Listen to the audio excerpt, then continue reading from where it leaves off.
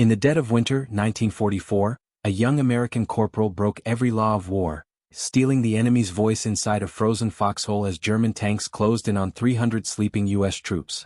With orders to stay silent and risk certain death or to speak and face court-martial and disgrace, Eddie Voss gambled everything. His forbidden broadcast would decide who lived, who died, and whether courage, disguised as betrayal, would save a battalion or cost him his soul. December 18, 1944.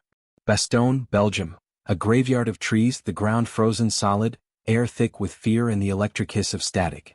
Corporal Eddie Voss pressed his battered headset against frostbitten ears, struggling to blot out the cold and the relentless pulse of war. American lines were crumbling all around him as Hitler's last gamble, the desperate Ardennes offensive, sent waves of steel and flame rolling toward the edge of the world.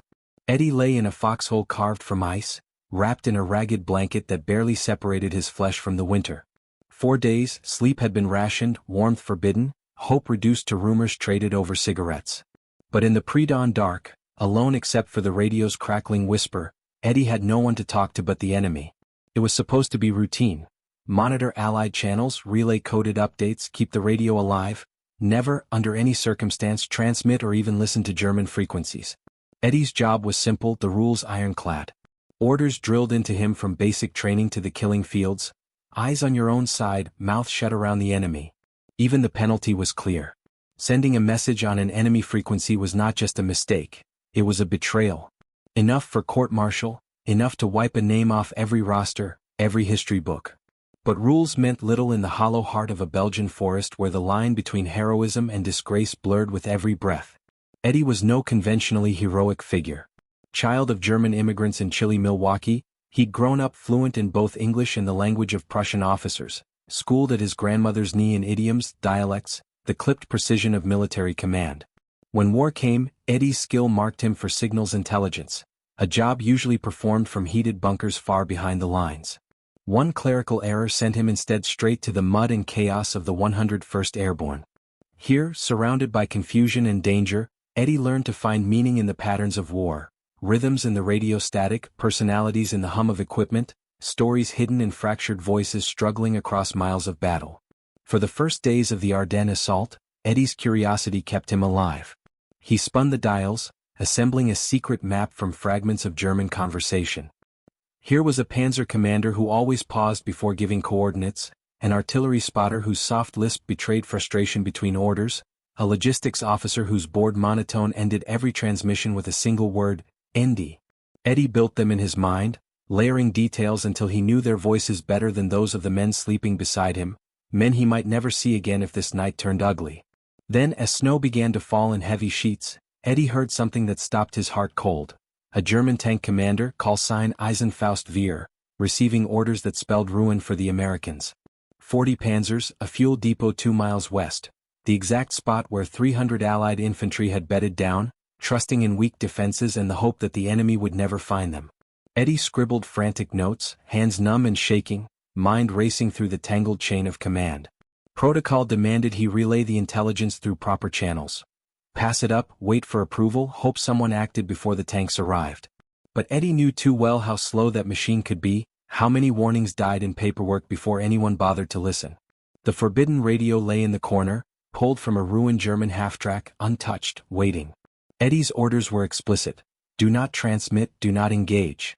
To break protocol now meant risking court-martial, imprisonment, possibly something worse. Yet the math was unforgiving, 40 tanks against 300 unaware men. Right and wrong narrowed into survival. Eddie stared at the radio, fear wrestling possibility inside him, colder than any blizzard outside. The static thickened. Eddie rehearsed voices, practiced accents, repeated orders in German, his mind trying to match every nuance of command he'd heard in days of secret listening. He understood the enemy commander's paranoia, his dread of mines, hesitation before launching attacks in unknown terrain. Eddie realized, deep in his bones, that principles were nothing against the imminent slaughter. Obey and let men die. Defy and save them, if only by becoming someone else. A voice in the darkness, daring a betrayal that might never be forgiven. Outside the foxhole, footsteps crunched through hard snow. Captain Morrison appeared, flanked by 2 grim-faced MPs, and demanded the headset and the forbidden notebook. Eddie's world seemed to shrink. As equipment was confiscated, as warnings failed to penetrate Morrison's stubborn discipline, Eddie faced the oldest dilemma of war: follow orders or do what must be done. And somewhere in the darkness, 40 tanks rolled closer. The night was far from over. Snow lashed Bastogne as the hours clawed forward, the world outside Eddie's foxhole locked in a hush both fragile and furious. He listened, mind spinning against the silence left by Captain Morrison's orders. Eddie's hands felt emptier than ever, robbed of the German headphones, the notebook, of control. The forbidden radio, confiscated, now sat in a guarded tent somewhere behind the perimeter, its presence a stigma, its potential discarded with the other detritus of war. But Eddie's mind, built for problem-solving, raced instead of resting. He replayed every transmission in his head. The German commander, Klaus, the one he'd assigned a smoker's rasp and a soul battered by the weight of lost comrades, was still out there, waiting for orders, expecting certainty. Eddie clung to the memory of Klaus's voice, nervous when discussing minefields, confident in defensive positions. This wasn't just a tactical problem. It was a human pattern, a fear, a habit, the hesitation that might mean survival or oblivion. And Eddie wasn't just guessing. He had absorbed every nuance after hours of secret listening, committed the frequencies to memory, mapped the rhythm of rendezvous and orders. He understood that the German system, usually strict and precise, now hung on the fraying edge of exhaustion. They'd stopped authenticating transmissions, relying instead on the familiar sound of trusted superiors to cut corners in the chaos. But Eddie's desperation grew as protocol killed possibility. Conversations overheard from passing officers confirmed his worst suspicions. The base was nearly abandoned, the depot a hollow target, every hope pinned on the enemy staying ignorant. Yet Klaus knew. Eddie had heard it, the coordinates clear, the threat certain, only the doomed American men in the way. Every regulation echoed in his mind, a litany against defiance. The consequences for acting would be catastrophic if he failed. But every reason to stay silent felt weaker than the truth. Without intervention, 300 lives might end in one night's explosion. As ice thickened, Eddie made his choice. Discipline had been his lifeblood, rules his shield, but now they were a shroud. He waited for the guard rotation, timing every footstep, counting the moments when exhaustion dulled vigilance. The supply depot was chaos sewn tight with canvas and snow, tents braced against darkness by faith alone. Eddie slipped inside, past a young sentry stamping his feet, found the crate marked for transport, a battered German radio and beside it, his own notebook, the evidence of unauthorized listening sealed with string. 15 breathless seconds later, he was gone, the radio pressed close against his chest, heart hammering a panicked rhythm that matched the static in his ears. Back in his foxhole, Eddie set to work. The radio's battery was perilously low, granting him barely 2 hours for the critical deception. He wrote not a full script, Klaus would spot any unnatural cadence instantly, but a collection of phonetic prompts, reminders of tone and structure, tiny details as vital as gunpowder in a firefight. Eddie pitched his accent to mimic the Prussian command, clipped, aristocratic, never rushed. He repeated the formal phrasing, every word a weapon for the coming gamble. But the technical challenge was only half the battle. Timing was everything. Eddie remembered the window. The Panzer commander awaited orders at 0217, with real transmissions due from command bosses soon after. He would have less than 15 minutes to impersonate a superior, redirect 40 tanks, and vanish before Klaus's real orders arrived. Too early and Klaus would doubt, too late and the Americans would be lost. Eddie checked his scavenged wristwatch, heart thudding as zeros shifted toward the critical hour. Every minute drawn out the tension. Eddie rehearsed his voice. He was no longer just a corporal, he was the enemy's command.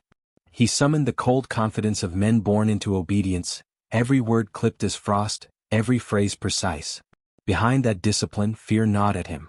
The voice he planned to use would order men to their death, men who themselves chased orders the way Eddie once did. He felt the numb morality settling, the terrible calculation. 300 saved, dozens condemned, all by a lie spoken in darkness. Outside, darkness deepened, the snow muting every sound but the distant rumble of tanks. Inside, Eddie measured every breath, every syllable. He flashed back to childhood, his grandmother's stern voice correcting dialects, teaching him the difference between Munich and Hamburg, old stories of obedience and rebellion. Now he would break every rule learned alongside her knee. Finally, 0216 arrived, the moment of decision. Eddie's hand lingered on the microphone, red indicator light flickering. With a single word in perfect German he would become someone else. The static waited. Klaus waited. So did fate, balanced between horror and hope in the frozen hell of Bastogne. Eddie drew a ragged breath, steadied his voice and prepared to betray the enemy, and command his own destiny. The icy blackness of Bastogne pressed closer as the clock ticked past 0216. Eddie adjusted the frequency dial, the captured German radio humming softly with latent power, battery steadily draining, his personal hourglass.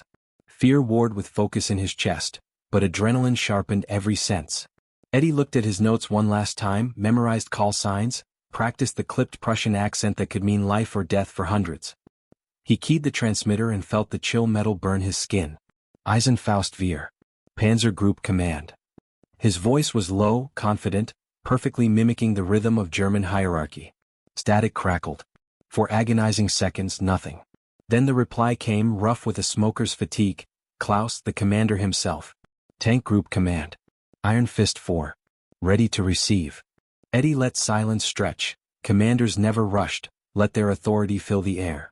At last, he continued, the words moving through him as if channeled by ghosts of command. Iron Fist 4, new orders.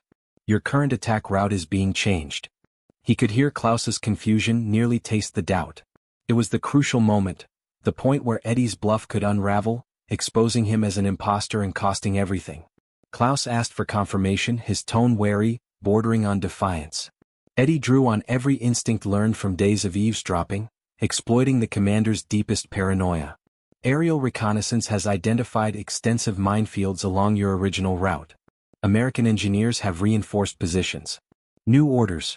Redirect to course 035. Reference Hartman 7. Target coordinates incoming. The word minefields landed with measurable impact. Eddie heard the sharp breath, the calculation taking place miles away. Nerves, Klaus's scar tissue from recent losses, worked in Eddie's favor. He rattled off coordinates, choosing grid areas already laced with American mines, crafting the route for a slaughter that would spare the sleeping Americans. For authenticity, he added a minor objective, American supply column lightly defended. Take hold, await further orders. Not grandiose, just routine, enough to slip past suspicious eyes. Understood. Iron Fist 4 will execute.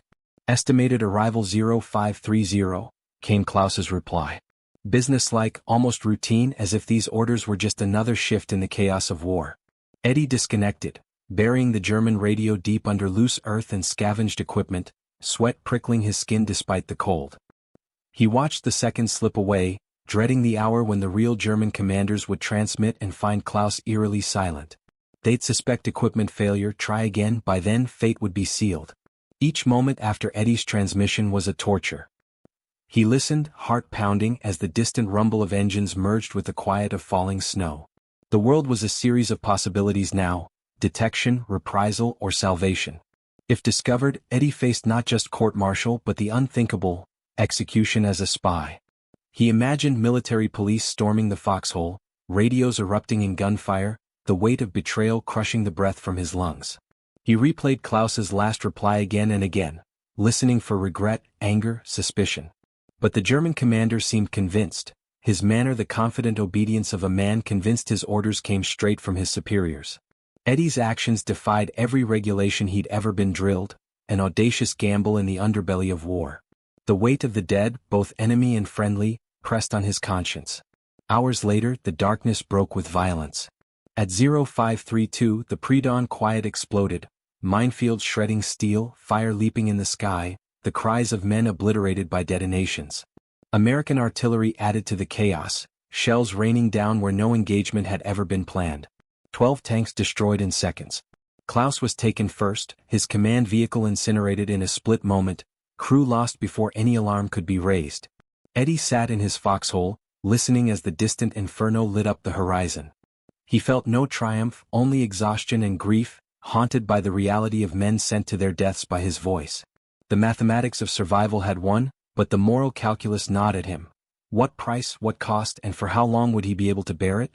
As dawn approached, the evidence of Eddie's act lay burning in no man's land. 300 Americans roused by explosions, bracing for an attack that never came. What would follow? Confusion, reports, and questions, could never uncover the full truth.